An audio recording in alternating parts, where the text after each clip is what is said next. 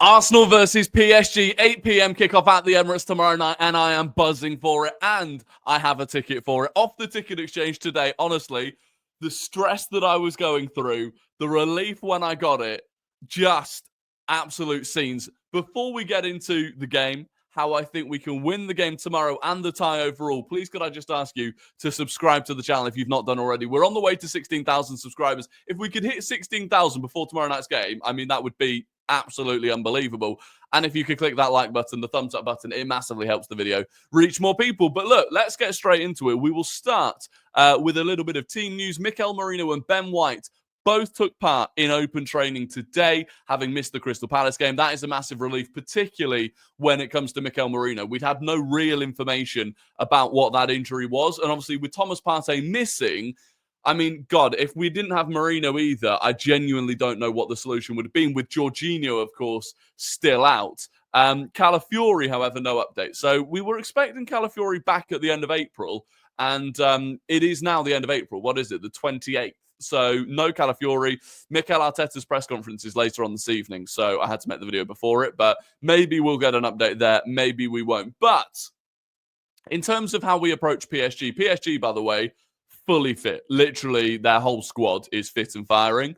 The big battle is in the midfield, and that for me is why it's so disappointing that we don't have Thomas Partey for it, and we need to figure out the solution for that. But the reason I think the biggest battle is in midfield is because PSG have a fairly unique midfield. And if we bring this up, right, this is from their game against Aston Villa, but it's a great representation of how their midfield play, and ultimately it's an incredibly aggressive press. Like, the way PSG's midfield press is unbelievable. They are relentless as well. They do not stop. You saw it in that first leg against Aston Villa. They were just swarming them with the midfield. You've got Vitinha, João Neves, Fabian Ruiz. It's normally Fabian Ruiz that sits a little bit deeper of the three. All of them technically excellent players. But it does leave you an opportunity. It leaves you an opportunity in behind them. If you can evade that press, especially with how attacking Hakimi and Nuno Mendes are as the fullbacks, you can have a real go at their centre-back pairing. And we've seen that a lot. If you watch the Villa games, if you watch the game against Liverpool, the two games against Liverpool, I should say, you really can create opportunities there. Now, the opposite side of that is if you get caught out by this press. And that is where having Thomas Partey would have been so crucial. Yeah, Thomas Partey, you look at two of his biggest attributes. He's incredibly press resistant, and he can break lines with his passing. So if you've got a player that under that intense press from PSG's midfield can turn out and find a quick ball, that's the way through. That's how you go through PSG's press. Now, of course, you can go over it, and we'll talk about that. But for those reasons, I posted what would be my starting 11. I posted it on Twitter, and it got quite a lot of backlash. I'm not going to lie to you. So this was the 11 that I would go for. And if you can't quite see it, 'cause it is a bit small, it's Ben White at right back, Saliba Kivior, of course, as the centre-back pairing, Jurriën Timber at left back, with Miles Lewis-Skelly as the 6, Declan Rice as the 8, obviously Ødegaard in there as well, Saka Martinelli, and that leaves Mikel Merino up top. Now, I have to preface this by saying I do not think that will be the starting 11. I think it is a high-risk starting 11 that I believe could have an incredibly high reward. That, for me, is the high-risk, high-reward starting 11. And the biggest thing that people were pulling out of that was Miles Lewis-Skelly as a 6. Now, there's one group of people that don't actually understand that Miles Lewis-Skelly is a midfielder that's playing at left back. So that's one part of it. This wouldn't be a new role for Miles Lewis-Skelly. Whilst he's not played there really for Arsenal, I think he would be quite comfortable there. But of course, giving him his first start as a 6 in the senior team in a Champions League semi-final is an incredibly bold thing to do. Personally, I absolutely back Miles Lewis-Skelly to be able to handle it. Every single challenge that has been given to Miles Lewis-Skelly this season, he hasn't just taken it on, he's smashed it. And I believe he would do that. And the reason that I would put him there, there's actually quite a few reasons I put him there. Number one is, when I'm talking about that press resistance, how important that press resistance is, right, that Thomas Partey has, well, that's one of Miles Lewis-Skelly's biggest assets. In fact, if you actually compare the two players, compare Partey, Miles Lewis-Skelly, I think the closest like-for-like replacement, other than the fact that Lewis-Skelly's left-footed and Partey's right-footed, is Miles Lewis-Skelly. Two of his biggest attributes are his ability to resist the press, his ability to turn out of the press, and his ability to break lines with his passing. And there's a reason that Mikel Arteta, many times this season actually, has played Thomas Partey as a right back, because it's transferable. Those assets are transferable between our 6 and our fullback. And so that's why I think Miles Lewis-Skelly would actually be the best player for that role. Now, of course, Declan Rice can play as the 6. We've seen him do that a lot. He is press resistant. I don't think he can break lines as well as Miles Lewis-Skelly can. But then there's a second prong to this. I want Rice as the 8. If we look at where Rice has been at his best this season, it's been as the 8. You look at how he overwhelmed Real Madrid's midfield, that was as an 8. So by playing Miles Lewis-Skelly as the 6, you get to keep Declan Rice as the 8. And again, if we go and look at where teams have got at PSG, it's in behind this midfield, and it's with runners running from midfield. The first goal that Villa scored in the home leg against PSG, that came from finding Tielemans in behind that midfield press and him running and carrying it. The second goal that they scored, John McGinn, look at this. This is Declan Rice in the left 8. It's John McGinn. He picks the ball up. He's already in behind the front 2 midfielders of the press, and he's able to evade the third midfielder that you can see there. And again, he carries it and carries it and carries it. That's prime Declan Rice as the left 8. And so I believe if you're talking about beating this midfield of PSG, where I think massively you want running power, you want physicality, I'm looking at Lewis-Skelly and Rice as a better combination than Rice and then Mikel Merino.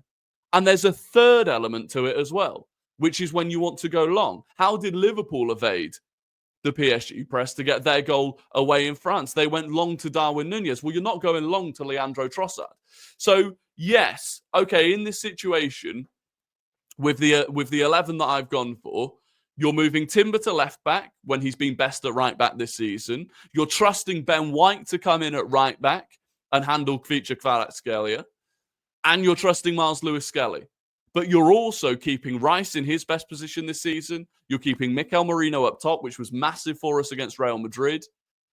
And so it is a gamble that I think would pay off. Now, like I said, there is no expectation from me that would be our starting 11. I strongly suspect, in fact, we'll go and look at the starting 11 that I strongly suspect it will be this. It will be Timber at right back, Saliba, Kivior, Lewis-Skelly, Ødegaard, Rice, Merino, Saka, Trossard, Martinez, right? And that is the safe option. That is the safe option. But I think it's less likely to win the game. It can still win the game. And I would absolutely still hope that 11 does win the game. I just look at where I think PSG have flaws and where you can get at them. And I think that other starting 11 would be better. But look, you never know. You never know how it's going to go. I might be completely wrong. Miles Lewis-Skelly might capitulate. You know, Ben White might get rinsed by Kvaratskhelia. So I might be wrong, but that is what I would have gone for. In terms of how I think the game will go, the most important thing for me is getting out of the game without losing. It's actually exactly what I said against Real Madrid. Get out of the game without losing. I think we can win. I think we should win. I think there are a lot of things that go in our favour, but don't overcommit to winning the home leg, actually lose the home leg and then have to chase it in Paris. Because I think a draw would be manageable. I think we could go to Paris having drawn the first game and still come through. I think if you start chasing them, you leave yourself in real danger. I think there are a couple of other things to talk about in terms of mentality. A lot of people talk about, this is the first time that this group of players have made it to a Champions League semi-final, right? For the PSG group, it's kind of similar. You look at, if you go back and look at this PSG squad, right? Okay, some of them have won major honours, if you look at like a Dembele, but he didn't really do that as a significant senior player within the squad. And a lot of them have never, at club level, won a Champions League. It's not like the Madrid team. The Madrid team, you felt, had that mental edge over us. Many of them Champions League winners, multiple Champions League winners. That's not quite the same with the PSG side. And so I do feel like we'll kind of both be going into it with some nerves, some excitement. And I don't think mentality should play a major role. In terms of where PSG can get at us, of course it's the wingers, right? We all know that. It's the midfield in the way that I've explained in terms of the press, but then it's the wingers. Kvaratskhelia, Desiree Doué, if they go for him. That's really the only part of this team that we don't know how they're going to line up, is whether it's Doué or Barcola. I think actually in the away game, it'll be Barcola. I think he offers slightly more defensively. He's got a bit more experience. I think it will be Barcola over Doué in the game at the Emirates. But either way, tough game for Timber. Tough game for Miles Lewis-Skelly. Between Kivior and Saliba, they need to get a hold of Ousmane Dembele. And of course, we've got to make sure we don't get done on the break. And really that means, and where I think we could genuinely be in the most danger, is from our own corners. And we've seen that this season.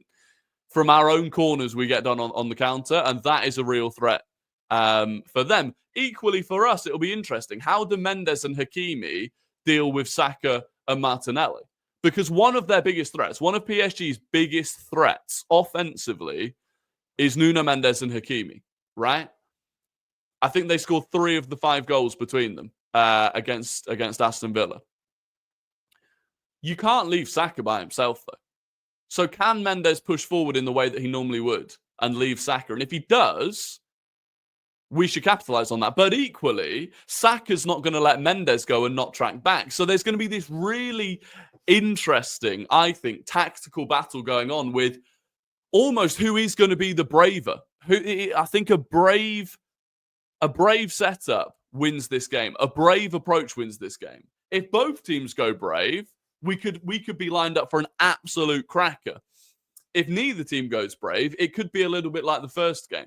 Obviously, we beat them 2-0 without conceding. And again, by the way, when it comes to the fullback situation, that first game that we played against them, we started the game with Timber at right back, Calafiori at left back.